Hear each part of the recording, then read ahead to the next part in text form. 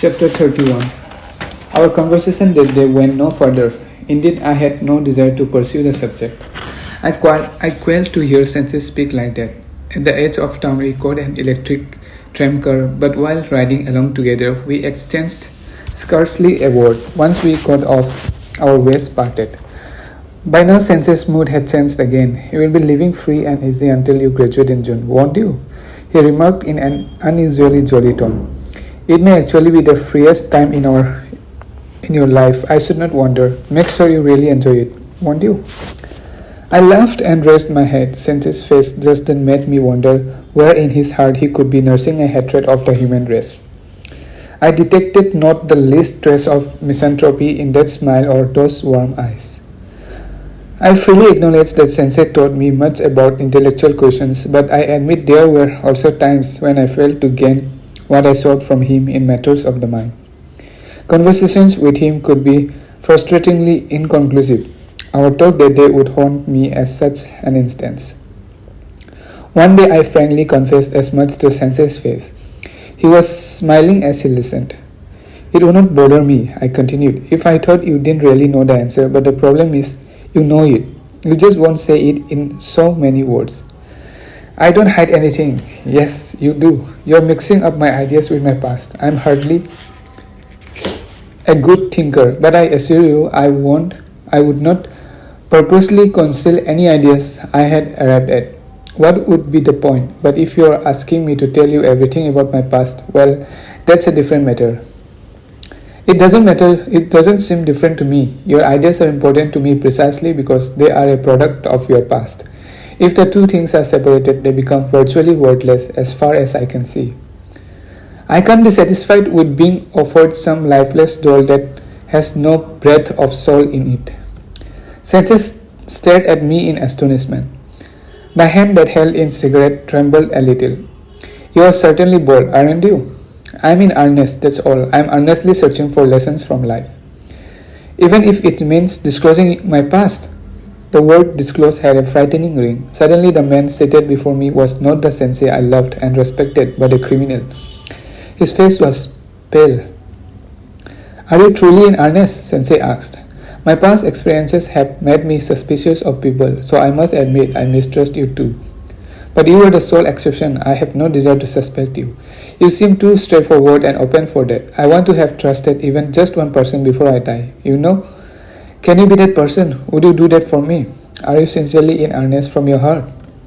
If what I have just said is not in earnest, then my life is a lie. My voice shook. Good, said Sensei. I shall speak then. I'll tell you the story of my past and leave nothing out.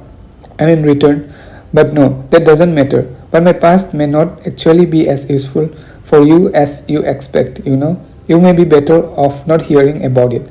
Besides, I can't tell you right now. Please wait until I can. It requires a suitable moment. Even after I returned to my lodgings that evening, my memory of this conversation continued to oppress me.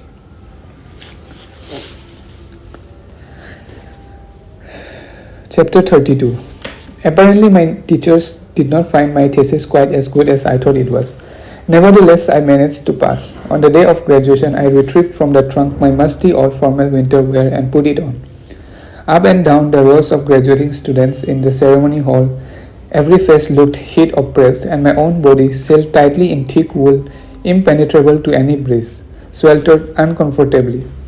I had been standing only a short time when the handkerchief I held was sodden with sweat.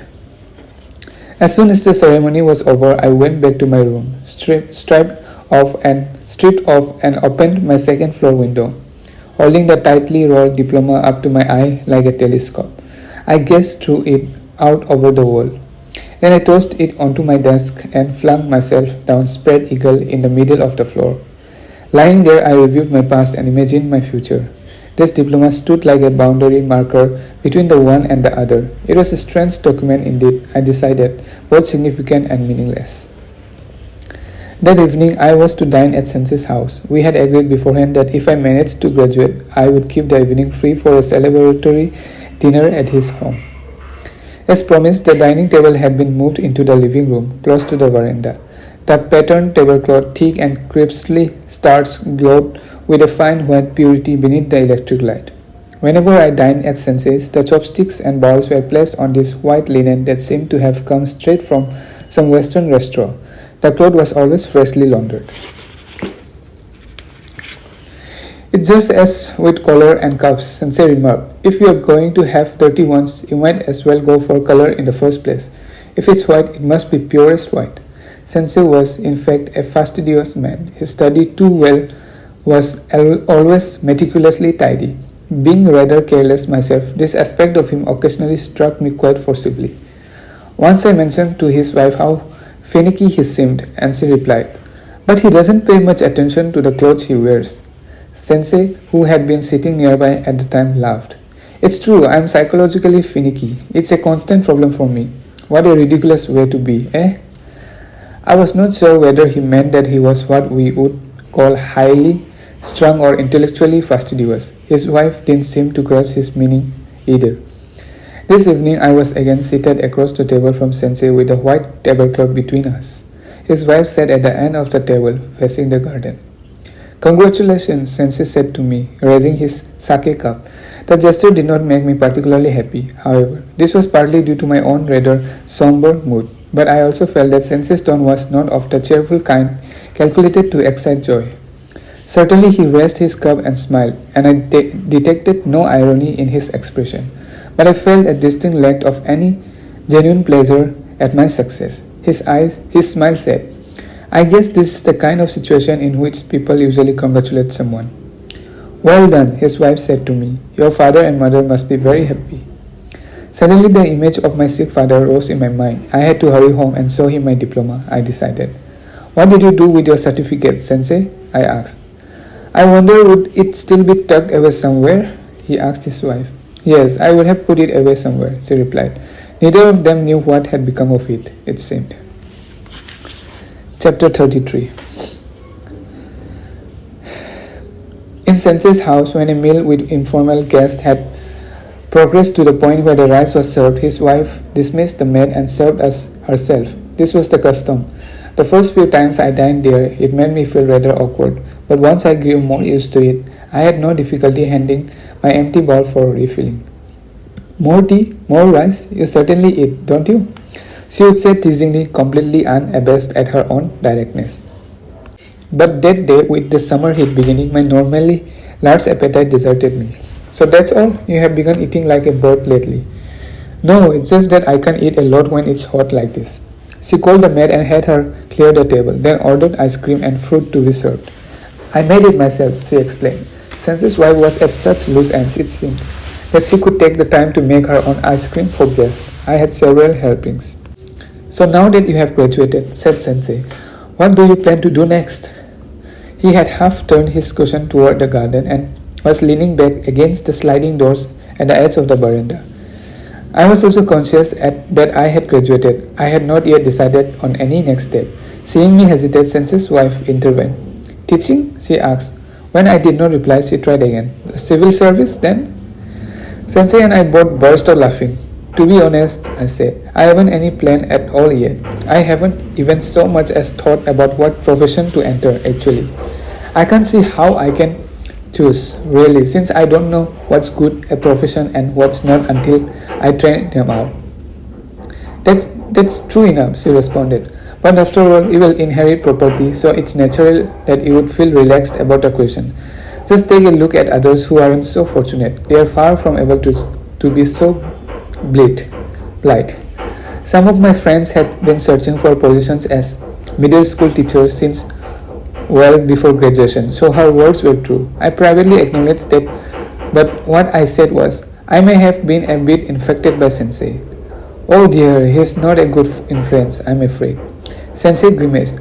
"I don't mind if you're influenced by me. What I would like is for you to make sure, while your father is still alive, that you get a decent inheritance, and as I said the other day, you mustn't relax until that's sorted out." I recalled our conversation back in early May in the spacious grounds of the nursery garden among the flowering azaleas. Those forceful words, spoken with emotion as we were walking back, echoed in my mind.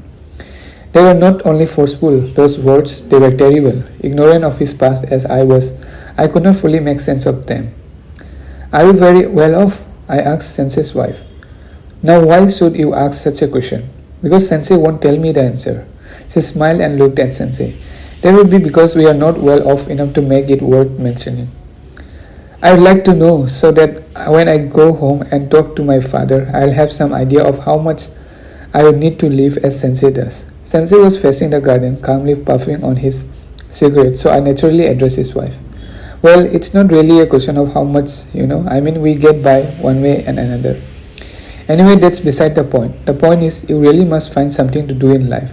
You can't just laze around like sensei does. Sensei turned slightly. I don't just laze around, he protested. Chapter 34. That night, it was after 10 when I left sensei's house. I was due to go back to my family home in 2 or 3 days, so I said my farewells as I left. I won't be seeing you for a while, I explained. You'll be back in September, won't you? Sensei's wife asked. Having graduated, I have in fact no reason to come back to Tokyo in September, nor did I fancy the idea of returning to the city in August, at the height of the hot summer. In fact, since I felt no urgency to search for work, I could come back or not as I wished. Yes, I guess it will be around September. Well, then take good care, won't you? We may end up going somewhere ourselves over the summer. It promises to be very hot. If we do, we'll send you a postcard. What do you have in mind if you were to go somewhere? Sensei was grinning as he listened to this conversation. Actually, we haven't even decided whether we are going or not. As I rose to leave, Sensei held me back. How's your father-in-law, by the way? He asked. I had very little news on the subject, I replied, so I could only assume that he was not seriously ill. You can't make such easy assumptions, but about an illness like his, he reminded me, if he develops uremia, it's all up with him. I had never heard the term uremia and did not know what it meant. Such technical terms had not come up in my discussion with the local doctor back during the winter vacation. To look after him well, Sensei's wife added. If the poison goes to his brain, he's finished, it's no laughing matter. This unnerved me, but I managed to grin. Well, there's no point in worrying, I guess, since they say it's not an illness you recover from. If you can approach it so matter-of-factly, no more need to be said, I suppose, she replied, and looked down subdued. I guess she was recalling her mother, who had died of the same illness many years ago. Now I felt genuinely sad at the thought of my father's fate. Sensei suddenly turned to her. Do you think you will die before me, Shizu? Why? No particular reason, I'm just asking. Or will I move on before you do? The general rule is that the husband goes first and the wife is left behind. That's not always so, by any means. But the husband is generally the older one, isn't he? You mean therefore he dies first? Well then, I'll have to die before you do, won't I? You're a special case. You think so? Well, look at you, you're just fine. You have almost never had a day's illness. No, it's certainly going to be me first. You first, you think? Definitely. Sensei looked at me. I smiled. But just say it turns out to be me who goes first. What would you do then? What would I do? Sensei's wife faltered, seeming stricken by a sudden apprehension of the grief she would feel. But then she raised her face again, her mood brighter. Well, there would be nothing I could do, would there? That comes when it will, as the saying goes. She spoke jokingly, but her eyes were fixed on me. Chapter 35. I had been about to leave, but once this conversation was underway, I settled back into my seat again. Sensei turned to me. What do you think? I was in no position to judge whether Sensei or his wife would be first to die, so I simply smiled and remarked, who can foretell allotted lifespans? Yes, that's what it amounts to, isn't it? Sensei's wife responded. We each received a given span of years, and there's nothing we can do about it. That's exactly what happened with Sensei's mother and father, They died on the same day? Oh no, not quite the same day, of course, but just about the same. One died soon after the other. I was struck by this new piece of information. Why did they die so close together? She was about to answer when Sensei broke in. That's enough of this subject, it's pointless. He gave his fan a few boisterous flaps, then turned to his wife. I'll give you this house when I die, Shizu. She laughed. And the earth under it too, if you don't mind. The earth belongs to someone else, so we can't do much about it, but I'll give you everything I want. Thank you, but I could not do much with those foreign books of yours, Sell them to a second-hand dealer. How much would they come to? Instead of replying, Sensei continued to talk hypothetically about his own death. He was firmly assuming he would die before his wife. Although she had initially treated the conversation lightly, it finally began to oppress her sensitive woman's heart. You keep saying, when I die, when I die. That's enough talk about the next world. About the next world, please. It's inauspicious. If you die, I'll do everything as you would have wanted. Rest assured. What more could you ask? Sensei looked out at the garden and smiled, but to avoid upsetting her further, he said no more on the subject. I was overstaying my visit, so I hastily rose again to leave.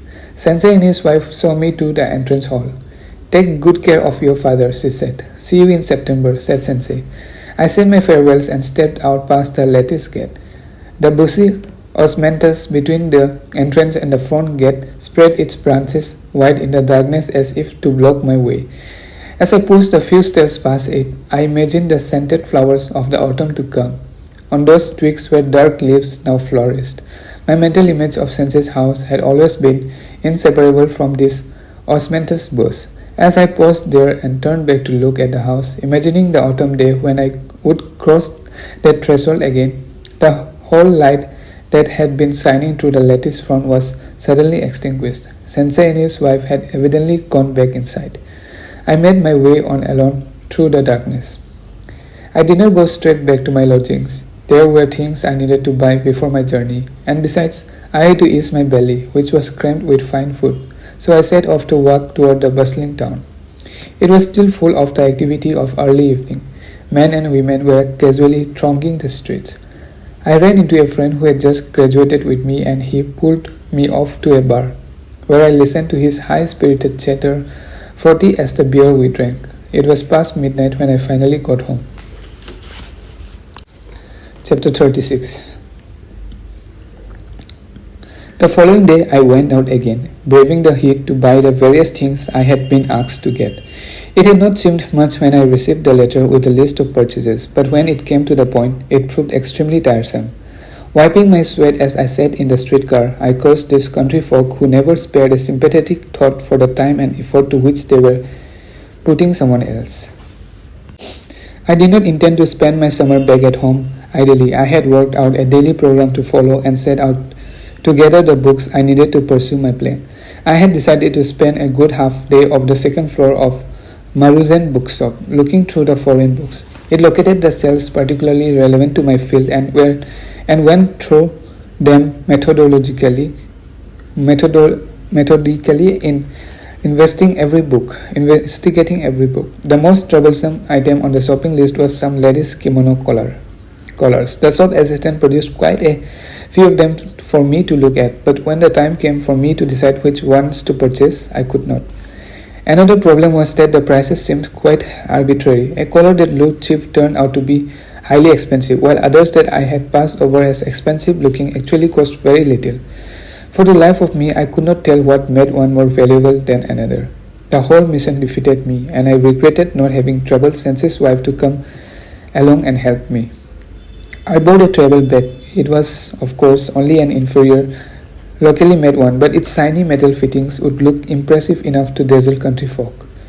My mother had asked me in a letter to buy a travel bag to carry all the gifts home, and she had specifically said a new bag. I had laughed aloud when I read that. I appreciated her kindly intention, but the words somehow struck me as funny. 3 days later, I set off on the train for home. As I had told Sensei and his wife I would on the night when I said my farewells. Sensei had been warning me about my father's illness since winter, and I had every reason to be concerned about it. But for some reason, the question did not much bother me. I was more disturbed by the problem of how my poor mother would fare after his death. Clearly, something in me had already accepted the fact that he must die. In a letter to my elder brother in Kyushu, I had admitted as much, writing that our father could not possibly recover his health. Although no doubt he was tied up with work, I added, perhaps my brother should try to get back and see him over the summer. I rounded it off with an emotional plea that our 2 aged parents living together alone in the country must surely be lonely, which should lie heavily on the consciences of our children. I wrote those words simply as they occurred to me, but once they were out, I found myself feeling rather different. In the train, I pondered these contradictions and I soon began to see myself as superficial and emotionally irresponsible. Gloomily, I thought again of Sensei and his wife and recalled our conversation of a few evenings earlier when I had gone there for dinner. I pondered the question that had arisen between them then. Which will die first? Who could give a confident answer to that question? I thought. And I suppose the answer was clear. What would Sensei do? What would his wife do? Surely the only thing either could do was continue just as they were, just as I too was helpless in the face of my father's approaching death back at home. A sense of human fragility swept over me, of the hopeless frailty of our innately superficial nature.